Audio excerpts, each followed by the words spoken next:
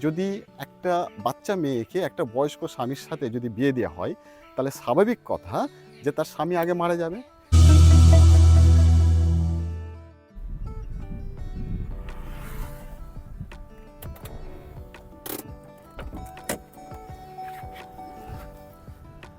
Good afternoon বন্ধুরা, আরেকবার আমি চলে এলাম। আর আজকে নিশ্চয়ই দেখতেই পাচ্ছ আমার চারিদিকের যে পরিবেশ, ক্যামেরাটা একবার ঘুরিয়ে দেখাও। আমি কলকাতা থেকে অনেকটা দূরে চলে এসেছি, বলতে পারো প্রায় 90 কিলোমিটার দূরে আমি এখন চলে এসেছি। তোমাদেরকে আবার নিয়ে যাচ্ছে একটা ঐতিহাসিক জায়গা। আমি জায়গাটার কিছুক্ষণের মধ্যেই পৌঁছে যাব। আব্দুল্লাহ, হ্যাঁ আমি যাচ্ছিলাম তোমাদেরকে যে আজকের ব্লগে আমি বেরিয়েছি, আরামবাগে এলাম। এই আব্দুল্লাহ ভাই, নিশ্চয়ই আব্দুল্লাহ ভাইকে দেখেছো। আমার সাথে অনেক সময় ছিল, অনেকটা সময় দিয়েছে। এখন আব্দুল্লাহ ভাই এখন গ্র্যাজুয়েশন কমপ্লিট করছে, 3rd ইয়ার চলছে। হ্যাঁ, আরামবাগ থেকে পড়াশোনা করছে। সবাই দোয়া করবেন যাতে এনার রেজাল্টটা ভালো হয়। অনেক দিন পর, প্রায় তোমার সাথে প্রায় লকডাউনের পর 3 বছর পর কিন্তু দেখা হয়ে গেল। এইটাই হচ্ছে গ্রামের ঐতিহ্য, যখন এই গ্রামে আসি ঠিক পুরনো বন্ধুদের সাথে দেখা হয়ে যায়। খুব ভালো লাগলো এই আব্দুল্লাহ ভাইয়ের সাথে দেখা করে। হুগলি জেলা আরামবাগ সাব ডিভিশনটা অনেক গুরুত্বপূর্ণ জায়গা। যেমন এই মাঠগুলো যে দেখতে পাচ্ছ, এখানে কিন্তু প্রচুর পরিমাণে আলু চাষ হয়, সব থেকে ভালো আলু। যেহেতু আলুর তো অনেক কিছু জাত আমি তোমাদেরকে অতটা বিশ্লেষণ করতে পারবো না, কারণ আলু সম্বন্ধে অতটা জানি না। কিন্তু এই আরামবাগ সাব ডিভিশনে প্রচুর আলু হয়। এখন এই যে মাঠগুলো যে দেখতে পাচ্ছ, এগুলোতে আলু উঠে গেছে কিন্তু পুরো মাঠ, আমার সামনে বা পিছনে পুরো মাঠে কিন্তু আলু চাষ ছিল। আলু কিছুদিন হবে, এই 10-15 দিন আগে সমস্ত আলু উঠে এখন স্টোরে চলে গেছে, ব্যবসাদারদের কাছে চলে গেছে। এখনও যদি এই জমিটাই আমি যদি একটু খোঁড়াখুড়ি করি, কিন্তু এর মাটির নিচের থেকে কিন্তু আলু পাওয়া যাবে। মানে এত পরিমাণে আলুর সময় তোমাদেরকে দেখালে তোমরা বুঝতে পারবে যে আরামবাগ সাব ডিভিশন আলুর জন্য বিখ্যাত। যাক, আমি একটা তোমাদেরকে অন্য ভিডিও দেখাতে দেখাতে আমি অন্য টপিকে চলে এলাম। যেহেতু আমি যাচ্ছি গ্রাম দিয়ে, তো আমি সেই জন্য আমি তোমাদেরকে একটু আরামবাগের সম্বন্ধে একটু বলে দিলাম। তো চলো, আমি আমার যে তোমাদেরকে যেই জায়গা যে বিশেষ জায়গাটা দেখানোর জন্য আমি বেরিয়েছি, আমি সেই জায়গার দিকে যাচ্ছি। চলো।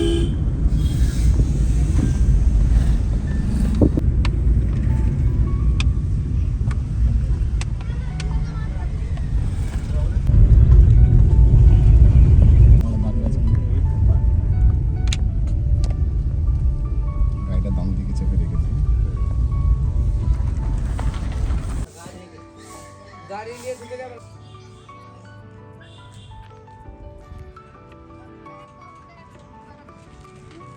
তো বন্ধুরা, ফাইনালি আমি তোমাদেরকে যেই জায়গা দেখানোর জন্য আমি কলকাতা থেকে বেরিয়েছিলাম, আমি কিন্তু সেই জায়গায় এসে উপস্থিত হয়ে গেছি। এখন আমি তোমাকে একটু ক্যামেরাটা ঘুরিয়ে দেখাতে বলবো, বিস্তারিত আলোচনা করব ভিতরে গিয়ে। খালি এর বাইরের পরিবেশটা একবার দেখাও, তারপর আমি কোথায় এসেছি, এর বৈশিষ্ট্য কী, এর ইতিহাস কী, আমি সেটা ভিতরে গিয়ে আলোচনা করব। এখন আমি যাচ্ছি টিকিট কাউন্টারে। একটা টিকিট কাটতে হয়, এখানে আসো, ক্যামেরা আমি বলে দিচ্ছি, দেখি এইগুলোকে দেখাও। এর যে নিয়মাবলী যেটা রয়েছে, যে ভিতরে মদ্যপান নিষিদ্ধ রয়েছে, প্রবেশ মূল্য কত টাকা, কোথায় আছে, লোক আছে, দাদা আছেন? হ্যাঁ, আচ্ছা, পিকনিক করার জন্য, ভিতরে পিকনিক করার জন্য। যাক, আমরা দেখে নিচ্ছি। আর আমি ফাইনালি চলে এসেছি। এবার আমরা ভিতরে যাওয়া যাক। ভিতরে গিয়ে এবার আমি বিস্তারিত আলোচনা করব, দেখি কোথায় আছে। আসো। ব্রাহ্মণ বসতবাটি পর্যটন কেন্দ্র, এইটাই হচ্ছে এর উদ্দেশ্য ছিল তোমাদেরকে আজকের ভিডিওয় দেখানোর জন্য। তো আমি সেই জায়গায় ফাইনালি চলে এসেছি। আমি এবার এর ভিতরে ঢুকবো, ঢোকার পর বিস্তারিত আলোচনা করব সেই ঐতিহাসিক জায়গাটাকে নিয়ে। এখন আমরা টিকিট কাটবো। দাদা, টিকিটটা কোথা থেকে কাটবো? আমরা 3 জন আছি। কত? 60 টাকা দিন, 60 টাকা। 20 টাকা করে।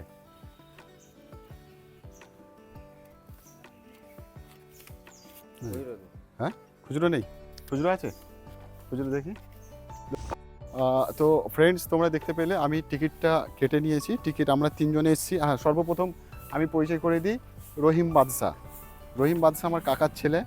আমি যখনই আসি গ্রামে, মাঝে মধ্যে যখনই আসি, তো আমাকে খুব কোঅপারেটিং করে, আমার সাথ দেয়। আর ইনি হচ্ছেন আমার জামাইবাবু, এমডি নুরুদ্দিন। আমার জামাইবাবুকে নিশ্চয়ই আমার চ্যানেলে অনেকবারই দেখেছো। তো আমরা 3 জনে এলাম। তো কলকাতা থেকে এসেছি, ডাইরেক্ট কলকাতা থেকে কত হবে, প্রায় 90 কিলোমিটার রাস্তা। আর যেই জায়গায় রয়েছে এটা হচ্ছে আরামবাগের খানাকুল। খানাকুলের কি জায়গা, এটা খানাকুলেই রয়েছে, তাই তো? তা আমরা আরামবাগের খানাকুলে এসেছি। প্রথম তোমাদেরকে আগে দেখিয়ে দিই, এই ছোটো যেই রাজা রামমোহনের বসতবাটি, যে ভিডিওটা তোমাদেরকে আগে দেখিয়ে দিই, শেয়ার করে দিই। তারপর আমি বিস্তারিত আলোচনা করব তোমাদের সাথে।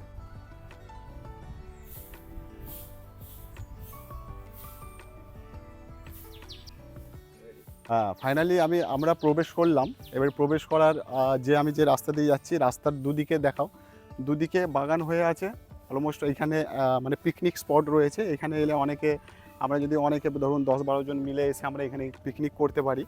কিন্তু পিকনিকটা আসল বৈশিষ্ট্য নয়, এটা বৈশিষ্ট্যটা যেটা হচ্ছে আমি সামনের দিকে নিয়ে যাচ্ছি তোমাদেরকে, যেই জিনিসটার জন্য তোমাদেরকে আজ বিশেষ করে আসা, আমি সেই জায়গায় এসেই আমি তোমাদেরকে দেখাচ্ছি।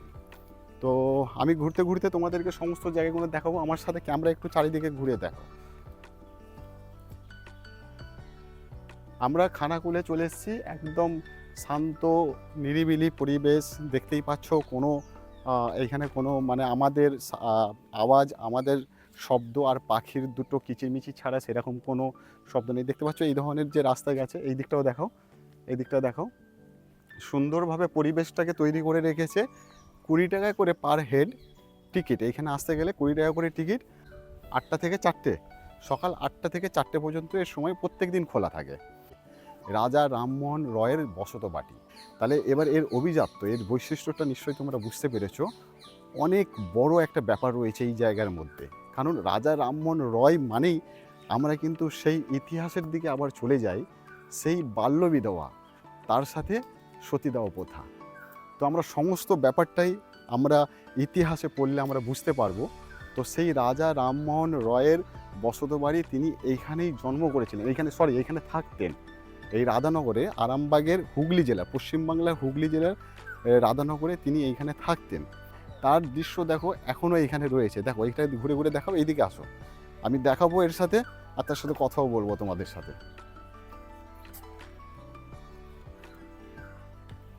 তো ঘুরে ঘুরে একটু দেখাচ্ছি তোমাদেরকে সেই পুরনো ইতিহাসের দেয়ালগুলো সাক্ষী রয়েছে আমাদের রাজা রামমোহন রয়ের যে বসত বাড়ি রাধানগরে।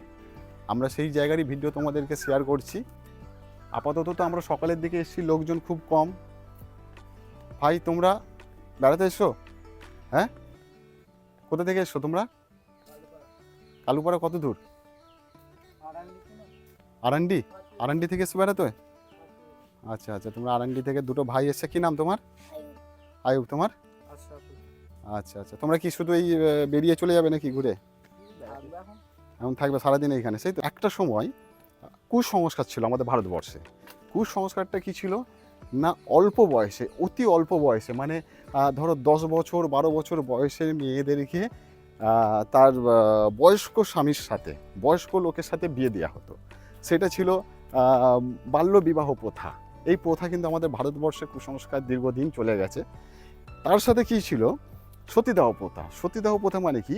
অবভিয়াসলি যদি একটা বাচ্চা মেয়েকে একটা বয়স্ক স্বামীর সাথে যদি বিয়ে দেওয়া হয়, তাহলে স্বাভাবিক কথা যে তার স্বামী আগে মারা যাবে। স্বামী কিন্তু যখন আগে মারা যেত, হিন্দু ধর্মের যে দাহ প্রথা যে রয়েছে, মানে চিতায় যে জ্বালানো হয়, সেই সময় কিন্তু সেই স্বামীর সাথে স্ত্রীকে, সেই অল্প বয়সের স্ত্রীকে জীবন্ত অবস্থায় কিন্তু জ্বালানো হতো। এটাই ছিল সতীদাহ প্রথা। এই মর্মান্তিক, এই কঠোর একটা প্রথা আমাদের ভারতবর্ষে দীর্ঘদিন ধরে চলে গেছে। তো সেই অবস্থায় শুধু তাই নয়, আমরা যতটুকু ইতিহাসে পড়েছি যে একটা জীবন্ত মানুষকে যখন চিতাতে শোয়ানো হয়, যাতে তাকে তো সে ইচ্ছে করে শোয় না, তাকে জোর করে শোয়ানো হয়, তখন তাকে কি করা হতো, সেইখানে অনেক রকম ঢোল কাঁসি বাজিয়ে, যাতে তার চিৎকার কেউ না শুনতে পেত, গ্রামবাসীরা মিলে তাকে ধরে সেই সতীদাহ প্রথা কিন্তু করতো। এই ধরনের প্রথা চালু ছিল আমাদের ভারতবর্ষে। এই প্রথাগুলো রদ করার মূল ভূমিকার মধ্যে অংশগ্রহণ করেছিলেন তিনি হলেন রাজা রামমোহন রয়। আমরা গর্বিত যে ভারতবর্ষের মানুষ, হুগলি জেলার মানুষ, এই আরামবাগ সাব ডিভিশনে তার জন্মগ্রহণ। সেই জায়গাটায় আর একবার ঘুরে দেখিয়ে দাও, সে এত বড় ইতিহাস লুকিয়ে রয়েছে আমরা যেই জায়গায় এসে আজ পৌঁছেছি। বাকি জায়গাটা এবার ঘুরে ঘুরে দেখাচ্ছি, চলো।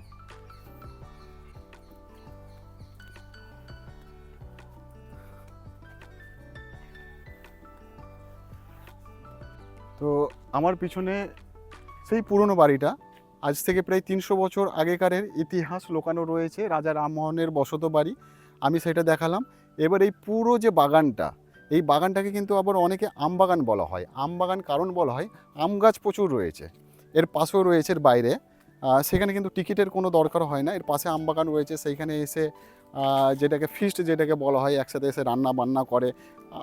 আমাদের জানুয়ারি মাসে কিন্তু প্রচণ্ড ভিড় হয় এই জায়গায়। এবার বাকি যে জায়গাটা আমি তোমাদেরকে ঘুরে ঘুরে দেখাচ্ছি, যে চলো আমি দেখে নেবো এখনকারের বর্তমানের এই রাজা রামমোহনের বসত বাড়ির জায়গাটাকে কিভাবে কত সুন্দরভাবে সাজিয়ে রেখেছে। 1772 সালে জন্মগ্রহণ করেছিলেন এই আরামবাগের রাধানগর গ্রামে। 61 বছর তিনি জীবিত ছিলেন। 61 বছরে তিনি ইতিহাসের পাতায় নক্ষত্র হয়ে রয়ে গেছেন। দ্বিতীয় আকবর এই রাজা উপাধিটা দিয়েছিলেন, তখন থেকেই তিনি রাজা রামমোহন নামে পরিচিত হলেন। তো আবার বলছি, আমরা গর্বিত সেই জায়গাটাকে যখনই আমরা দেখি, যে আমাদের পশ্চিমবাংলার এমন একটা জায়গা থেকে এমন এক ব্যক্তিকে ঈশ্বর জন্মগ্রহণ করিয়েছিলেন, যে সত্যি তার ইতিহাস যদি আমরা একটু পুরনো দিনে যাই, তাকে দেখে আমরা মুগ্ধ, তাকে দেখে আমরা গর্বিত। আচ্ছা যাক, তো ভাই কেমন লাগছে তোমরা এবার বলো।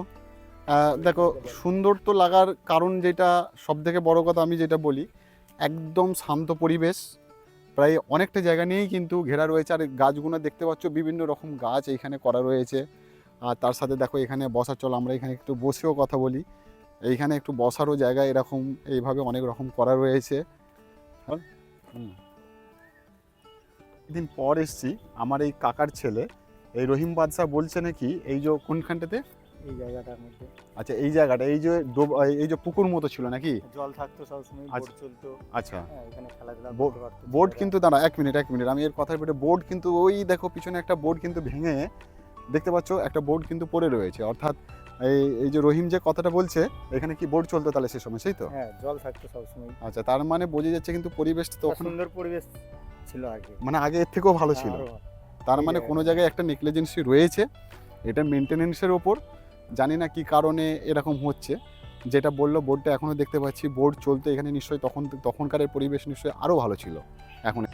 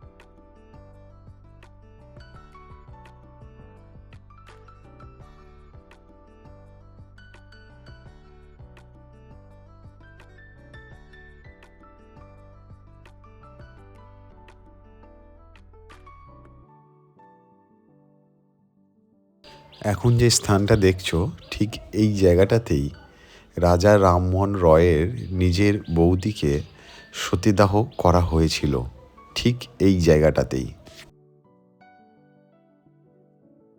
আমরা রাজা রামমোহন রয় পর্যটন কেন্দ্রটিকে বেশ ভালোভাবে ঘুরে দেখলাম, আমাদেরকে বেশ ভালো লাগলো। ঘুরে আমরা এখন বেরিয়ে যাচ্ছি আবার একটা নতুন জায়গাতে। এবার আমরা দেখে নেব রাজা রামমোহন রয়ের জন্মস্থান, কোথায় তিনি জন্মগ্রহণ করেছিলেন। তো সামনে আমি এক আইসক্রিমওয়ালার সাথে কথা বলে জেনে নিলাম তার জন্মস্থানটা কোথায়। এবার সেখানেই নিয়ে যাচ্ছি। ঠিক রাজা রামমোহন রয়ের বসত বাড়ি থেকে 1 কিলোমিটার দূরেই আমরা কিন্তু পৌঁছে গেলাম রাজা রামমোহন রয়ের জন্মস্থান, যেখানে তিনি জন্মগ্রহণ করেছিলেন।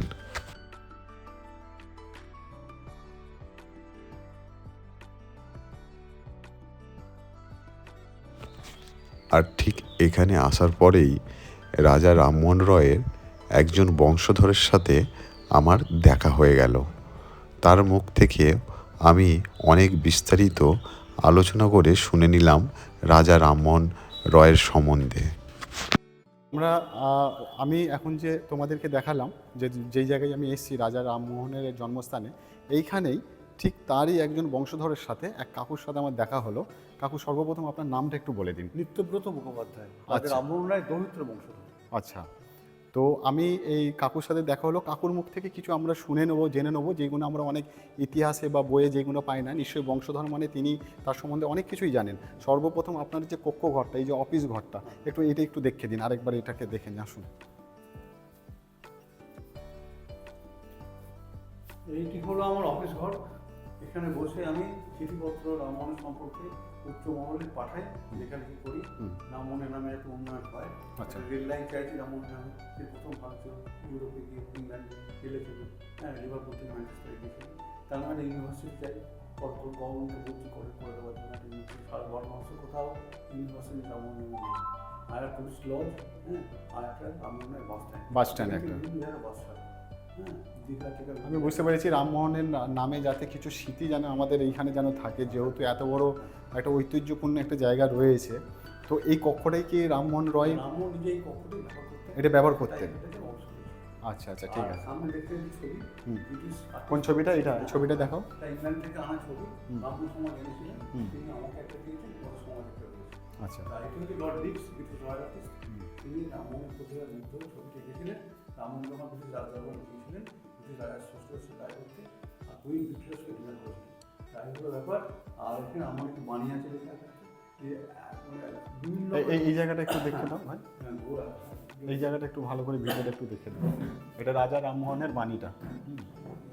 গরুর বিভিন্ন রকম গায়ের রং থাকে, দুধ দেয়, সবার বিভিন্ন রকম সাদা, ধর্ম সেই। ঠিক আছে। আর হচ্ছে আমরা ঢুকেই, গেট দিয়ে ঢুকেই হুম।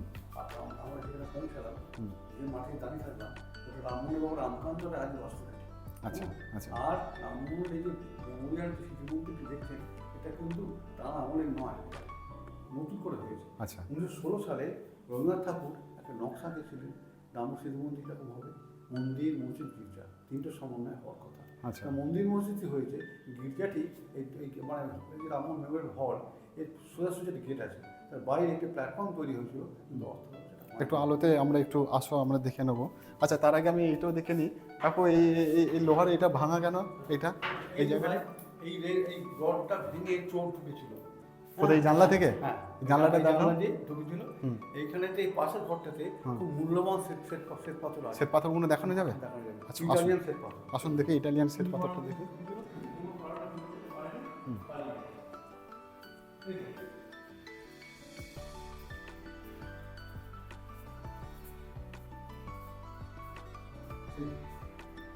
আচ্ছা, এইগুলো দেখাও তো। এটা ইটালিয়ান শ্বেত পাথর, অনেক মূল্যবান। এইগুলো চুরি করার জন্য চোর ওইখান থেকে এসে। তিনি পারেনি, পালিয়ে আচ্ছা, চলো।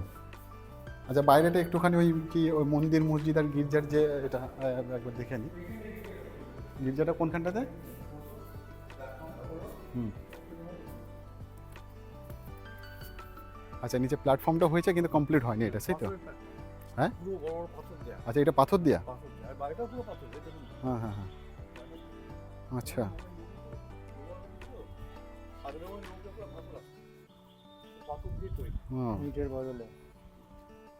পুরো পাথর। তা হলো কি, স্ট্রাকচারটা অর্থভাবে উঠলো না। আচ্ছা, তখনকার দিনে 1 পয়সা কোনো দান সংগ্রহ করে রামমোহন সেতু চলো এই দিকটা রোদ আছে, এই সামনেটাতে আসুন। হুম।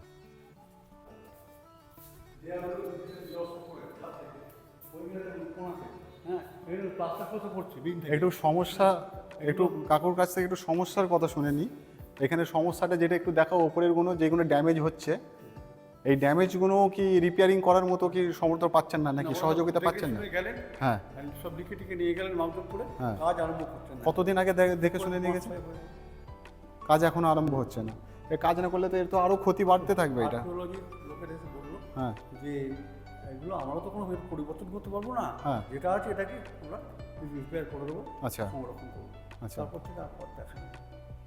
একটু দেখে দাও তো, অনেক ক্ষয়ক্ষতি এখানে হয়েছে, দেখে নাও ছবিটা। এখানে ড্যামেজ হয়েছে, এখানে দেখো জল। বিবেক সব কিছু করছে রাস্তা।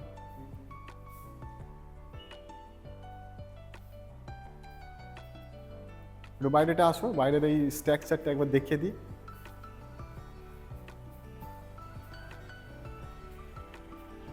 কাকু যেটা বলছিলেন এখানে 3টে স্ট্রাকচার, ভিতরে যেটা গির্জাটা হতে গিয়ে যার ভিত হয়েছে কিন্তু গির্জাটা হয়নি, এটা হচ্ছে মন্দিরটা, মন্দিরের স্ট্রাকচারটা দেখিয়ে দাও। আর এটা হচ্ছে মসজিদের, এই কোন থামটা, এই থামগুলো, এই থামগুলো হচ্ছে মসজিদের। তাহলে মন্দির, মসজিদ, গির্জা। নিজেরা অর্থভাবে হলো না। আচ্ছা, আর 4টে আর আছে পিলারের মাথায়, রাজা রামমোহন রায় রাধানগর। এই আর গুণে দেখাও কি আর কি। রাজা আর রামমোহন আর রায়, রাজা রামমোহন রামমোহন রায় রয় রাধানগর। রাধানগর, সব আর দিয়েই। আচ্ছা, একটু মূর্তিটা দেখে দাও এখানে। এগুলো কত বছর আগে করা এগুলো? এটা 1974 সালে 74 সালে। আচ্ছা, গভর্নমেন্ট হেরিটেজ ডিক্লেয়ার করে গেছে মানে 2022 সাল। হ্যাঁ, কিন্তু এখনো 3-4 বছর হয়ে গেল, তুমি একটু দূরে যাও তাহলে একটু কাজই দেখতে করছেন পাবো। না। হ্যাঁ, কিছু কাজই করছে না। আচ্ছা, আর 3 বছর অতিক্রান্ত হয়ে গেল। তার 28তম জন্মদিন বছরে ওনারা এসেছিলেন, হুম। আর্কিওলজি ডিপার্টমেন্ট থেকে এসে এটাকে হেরিটেজ ডিক্লেয়ার করে গেছে। আজ পর্যন্ত কোনো কাজ হয়নি। আশা দিয়ে গেছে। আশা দিয়েছেন কিন্তু কাজ কিন্তু করছেন না। এখন পর্যন্ত 6 মাস হয়ে গেছে, এখন পর্যন্ত কাজ সেরকম এরা কিছু এসেছিল করছে না। সার্ভে করতে, আচ্ছা 6 মাস হয়ে গেল, আচ্ছা আর কোনো রেসপন্স নেই। আচ্ছা, ঠিক আছে, আশা করব আমরা এই ভিডিওর মাধ্যমে এই ভিডিওটাকে শেয়ার করার জন্য। অনুষ্ঠান এটা আতুর করছিল ওখানে। কোনটা আঁতুর ঘরটা, কোনটা একটু দেখে দাও। ওই যে ওইটা, ওই ঢুকে শ্বেতপাথরের বেদি, আচ্ছা ওইটা হচ্ছে আঁতুর ঘর। আতুর ঘর ছিল ওটা। ওখানে জন্মেছিলেন তিনি। আচ্ছা, আর বাইরে একটা রামমোহন লাইব্রেরি, আর তার উল্টো দিকে রামমোহনের সমাজ মন্দির যেটা আছে, ওই দিকগুলো দেখাও সেখান এখানে। থেকে কবরের মাটি এনে করা হয়েছে হুম। তার প্রতিরোধ। আচ্ছা, আর এখান থেকে 1.5 কিলোমিটার দূর নাঙ্গলপাড়া আমবাগান। হ্যাঁ, বাজারের গিয়েছিলাম বসত বাড়ি যেখানটা, তো দ্বিতীয় বাড়ি। বসত বাড়ি যেটা, এটা জন্মস্থান। হ্যাঁ ওইটা বসত বাড়ি, সেই তো, হ্যাঁ গিয়েছিলাম। যাক, ভালো লাগলো কাকু, আপনারা ভালো থাকবেন। আর নাম কি, আমার নাম রহমান। কি করেন তাহলে? আমার দেখুন, আমার একটু ভুবনেশ্বরে ব্যবসা রয়েছে, ঠিক আছে, ভুবনেশ্বরে থাকি আমি। বাড়ি হচ্ছে আমার কলকাতায়, হ্যাঁ, কিন্তু আমার দাদু বাড়ি, আমার বাড়ি হচ্ছে কাকুরগাছি, আর আমার দাদু বাড়ি আরামবাগ। আরামবাগে এসেছি, তো আমি বললাম যাই পুরনো স্মৃতি আমাদের দেখে আসি, ঘুরে আসি, ঠিক আছে। খুব ভালো করে। হ্যাঁ ভালো, আপনারা ভালো থাকবেন, আবার দেখা হবে তাহলে, ঠিক আছে, আসছি, হ্যাঁ, নমস্কার।